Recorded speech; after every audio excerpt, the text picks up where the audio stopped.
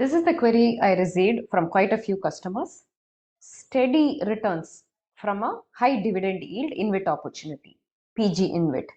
Shouldn't we be investing in this? There are quite a few questions on this. And before we go on to what our suggestion is on this, let's understand how to assess an InvIT, right?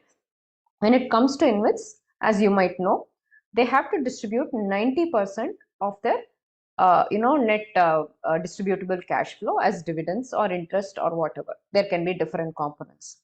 Now, when they have to distribute this, every InvIT, which is a good InvIT, tries to steadily increase its distribution, right? For example, if you take IndiGrid InvIT, you would see that over year-on-year basis, this InvIT has been trying to increase its distribution by 3 to 4% at least every year. So that gives some kind of a growth apart from the price growth, right? And how does the price growth happen? The price growth happens when there is clear visibility of asset addition. After all, an InvIT can distribute more only if it adds more assets. So that means there are basically two aspects. One, there should be visibility on asset addition in any InvIT, and there should be a steady increase in distributable surplus, right? When these two happen, the InvIT grows, its price grows, and its distribution also grows. As opposed to this, let's just look at the PG InvIT.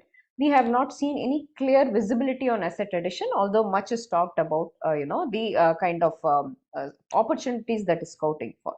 On the other hand, if you just try and compare it with IndiGrid, you will actually see that there have been acquisitions, there have been asset additions, and all that is actually coming out in terms of distribution.